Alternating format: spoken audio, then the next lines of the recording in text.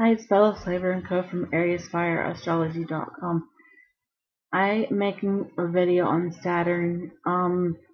Might talk about transits a little bit, definitely about synastry and then natal chart too.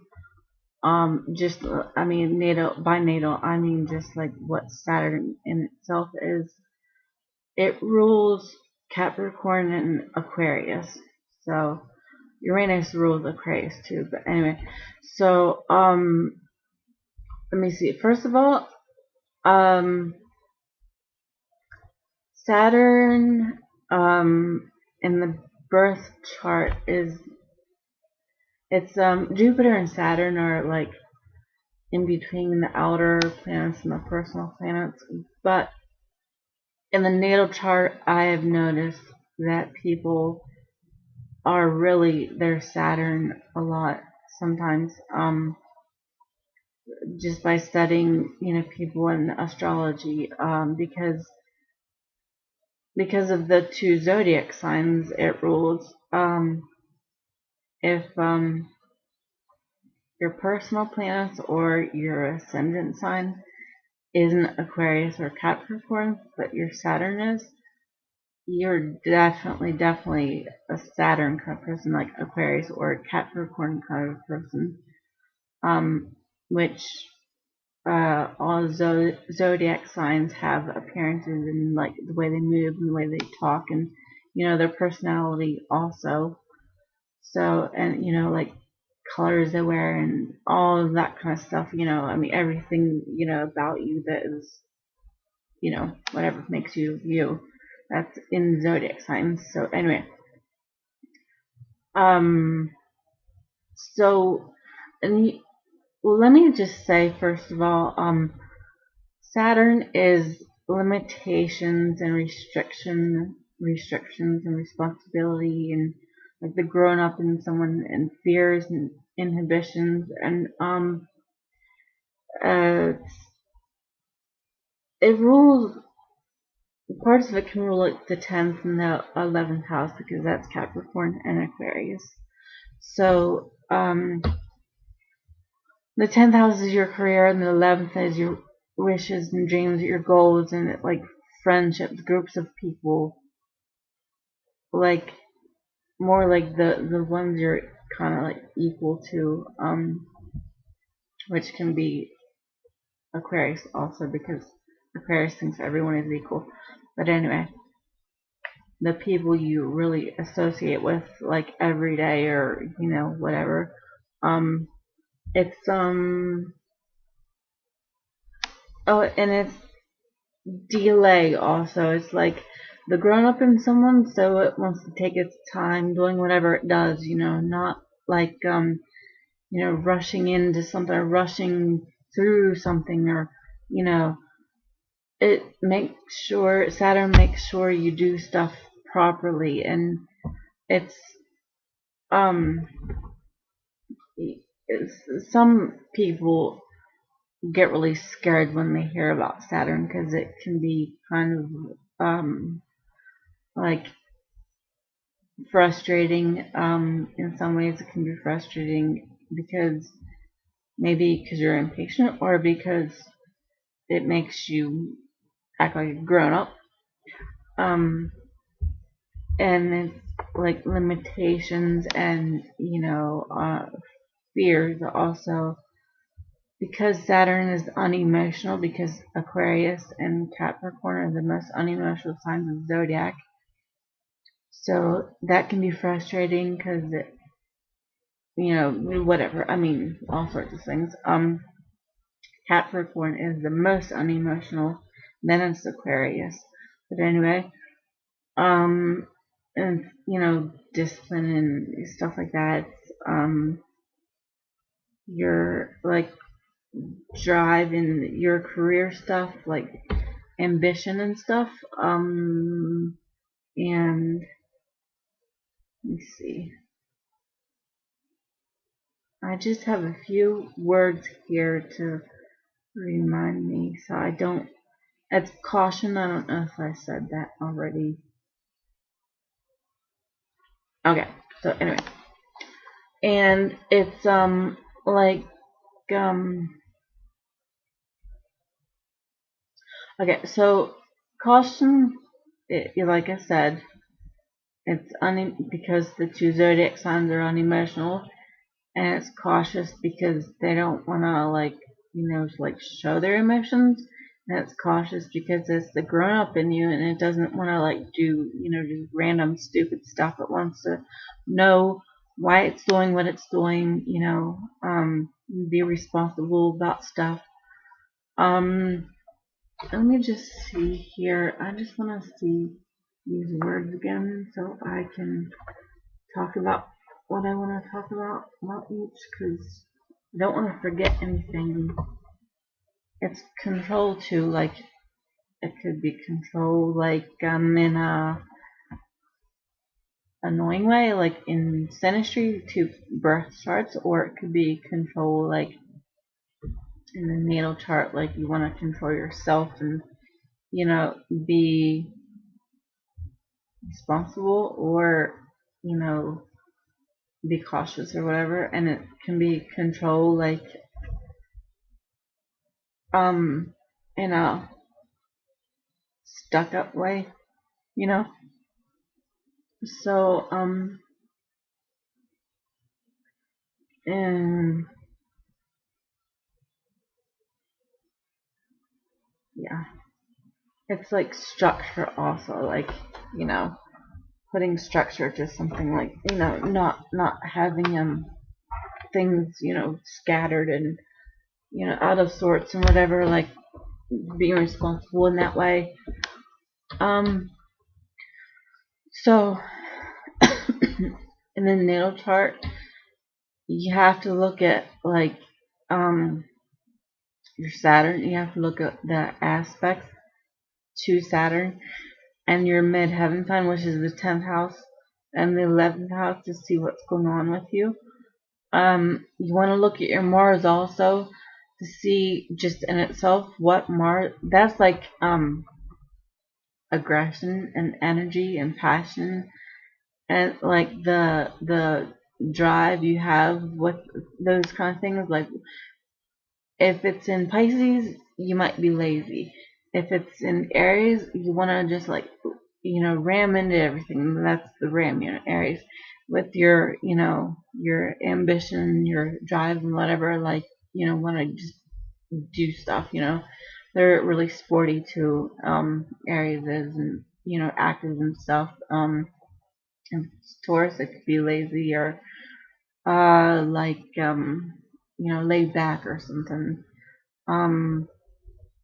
So you want to look at your Mars and see what that zodiac sign is, and see if it's making an aspect to Saturn also, and your midheaven sign and all that, because that makes a difference in stuff in your personality, and like how you are in your natal chart. And when there's transits in the sky, like when a planet is aspecting another planet in the sky, that's a transit, and it can aspect your natal chart. And whenever you're around people, then it can aspect the the other person's planets and make stuff happen, whatever, a bunch of stuff. It's really interesting. But anyway, so let me see. In the natal chart, if you're if you're like an impatient person, like in Aries, my midheaven sign is Aries, so I'm really impatient. I want to do something now, or like yesterday, and get it done. And Aries doesn't always want to get stuff done, but they want to like do stuff, so that makes a difference. But yeah, like I said, your Jupiter and Saturn aren't the personal planets, but they definitely, you definitely can see how someone is when you look at the Saturn and Jupiter too. And let me see what else is there. what did I say about the natal chart? What's the time on this? Okay. So if I forget, sometimes I just have to go back and talk about this out of order a little bit, if whatever. But so in synastry, you gotta look at the aspects to Saturn, which in synastry, that's like the marriage indicators. Some of them. Saturn's not the only planet that is. You gotta look at Jupiter also, and like the planets and the houses and stuff, and a bunch of other stuff. But anyway, so in synastry, Saturn can be is the planet that is the marriage indicator. Like sticking it out. Like bad times or difficult times, like not giving up on the person, and it's the grown up in you, so it makes you wanna keep working on the problems you have with a person, but at the same time, it's very annoying sometimes, and it can be very hurtful if it's a certain aspect, because Saturn is unemotional, and it's like restrictions and stuff and responsibility. It wants you to, in synastry, it's like uh, critiquing the person.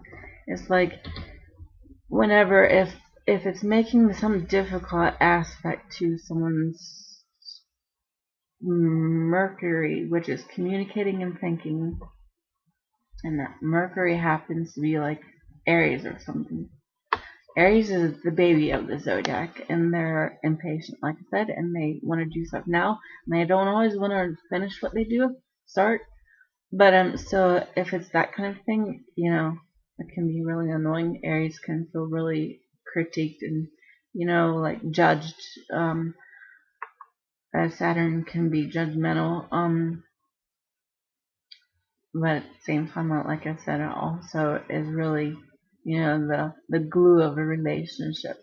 Without Saturn, you really need a bunch of other good stuff to keep a relationship, long lasting. Because Saturn's the planet that does that. So let me see. Saturn is. I mean, like my sun sign is Aquarius and my Mercury is Capricorn, so it can be a little bit hard to distinguish each, from each other.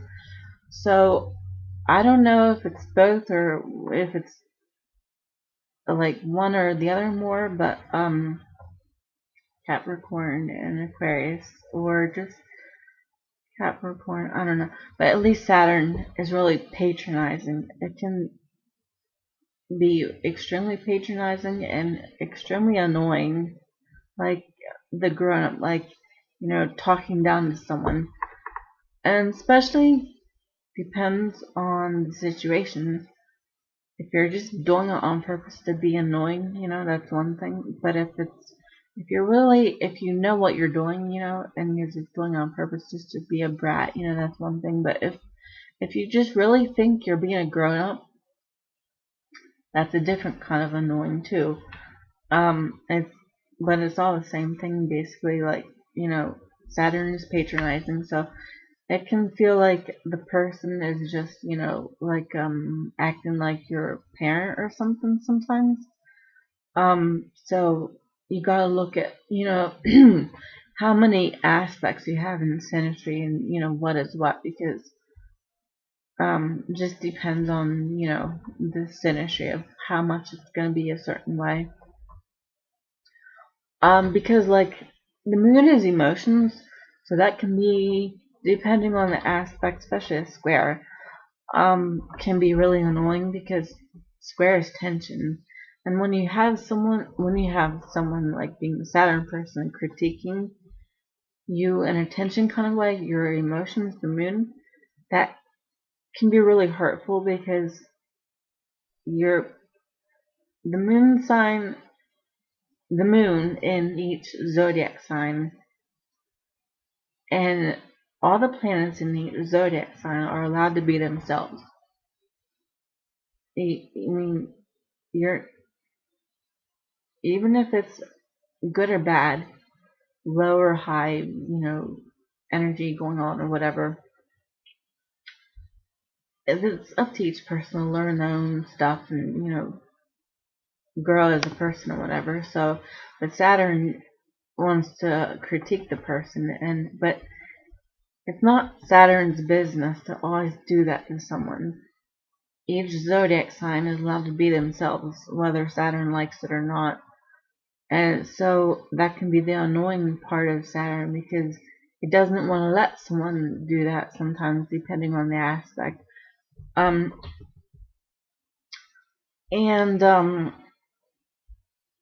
especially in my studies and my career, and other astrologers too also say this, especially Saturn and Pluto, good or bad aspects can always be annoying, but the easier ones, the trine and the sextile, are always, they're the two easy aspects, or the getting along aspects, so that's always good to have some of them too. But anyway, and especially if you don't have the difficult aspects, you need several of the easy aspects to make the relationship, really, long lasting and serious, like in a good way, in a responsible way. So anyway, what was I saying? Yeah, Saturn, the good aspects and the bad aspects are all, yeah, okay. So, let me see. Let's a little bit about the moon. If it's like the Saturn aspect to another planet, it's not going to be as emotional. It might not be as hurtful. But like I said, you need Saturn aspects if you're going to have like a serious kind of caring about each other in a grown-up kind of way. Sometimes, like, it's not that other planets can't be like grown up or whatever, but they're not the grown up planets though. So in Saturn is, so you definitely, yeah, so Saturn in aspect, a difficult aspect to one of the other planets, isn't going to be as hurtful, and it depends on, like to Venus, like a square, that can restrict your time together a little bit, or people around you can critique the relationship, but it is in marriages, even that aspect can be, it's not that, it's just that I know it can be, I know of couples that have that, and that have gotten critiqued by people who don't, it's like people don't approve of them for some reason or another. But people have been married for 10 years or more with that aspect, so it's not that it can't work, it's just, that's just a little bit of part of, what that aspect can be like, and it can be like, Saturn and Venus are friends. There's always friends and enemies and neutral. So there's something attractive about it, but it's a little bit difficult too. And depending on what all you have in your birth chart, you could be more or less Saturn-y towards the Venus person, because if you have a lot of compassion in you, if zodiac signs or something, or good aspects, you know, it can play out differently than if it's some, like, you know, someone that doesn't like relationships, or that wants to just, do their own thing, or, be selfish and, whatever. it just depends. You have to look at everything because astrology, natal charts, and synastry charts are so complex. You can't just look at one thing and say, "Oh, we're doomed," or whatever, because you're not. Every one aspect in synastry is not gonna make or break a relationship. You have to look at the natal chart and the rest of the synastry and see, the north and south node, and see what the person's is like, and bunch of stuff. You can't just write it off or say, oh, we're getting married because of one aspect. So anyway, yeah, and in transits, it's when you've worked or not worked hard enough about something, and Saturn can reward you with how much work you've put into something, or it can say, okay, you didn't, so we're done with that. It removes something from your life, and then you go on to the next thing in your life, whatever. But anyway, so, and let me see, what else do I want to say? I always forget details, so I probably am, but I'll put it in the description if I'm forgetting some really important thing that I wanted to say. Let me see. Yeah, I don't know. I'll just leave it at that for now, unless I remember something really quick. But anyway, so that's what Saturn is.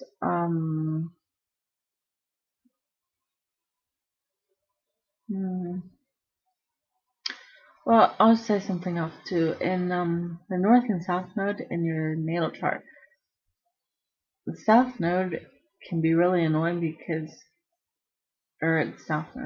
north node, because it's what you have to learn and get used to and get better at. So in Aquarius and Capricorn, it can be like stuck up in those kind of ways about those kind of things, like emotions, or friends, or that kind of thing. And also Saturn's a workaholic. And then perfectionist. Now I'm remembering some things I wanted to say. Depends on which planet is in which zodiac sign. But definitely Capricorn is, because my Mercury is, so that's communicating, writing, and thinking and skills, and your sense of humor and stuff. So definitely with my sun sign being in Aquarius, I'm extremely unemotional sometimes, and especially with the other planets, personal planets, all in Pisces, which is the whole zodiac.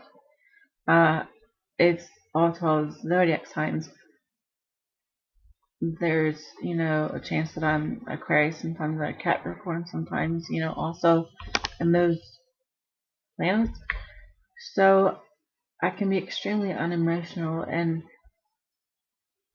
Saturn doesn't like to show emotions. It's can be scary. And it kind of can freak them out sometimes and be like, okay, I'm done with this, see ya. Or see ya not. I mean, they can just leave and be like, okay, this is too emotional, I'm out of here. And perfectionists, especially in skills and communicating and writing and, speaking, or presentations, or, that's all Mercury stuff. Might take a couple times to get something the way it wants it to be, but Saturn is really good at that. They are really good at organizing things like that. When I'm writing or making a video, sometimes I do it over again a couple times to, make it better than it was before. And I don't always worry about being perfect, but that is something that Capricorn is like, and not so much Aquarius, probably about the perfectionist thing, but yeah, Capricorn or Saturn is really a workaholic too. They Capricorns love, just working and whatever, and whatever job you have. So let me see what else. Trying to think of the zodiac signs now and see what they're like.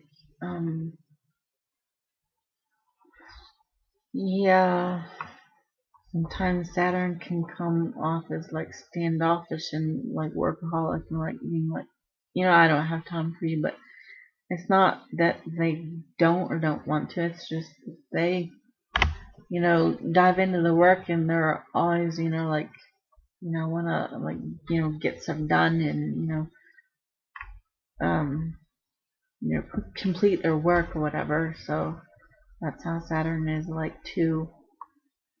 Let me see. What else do I want to say? I don't know. I don't have to put every last thing. There's more details I can put in the description because this video is getting a little bit long. So I'll just leave it at that for now.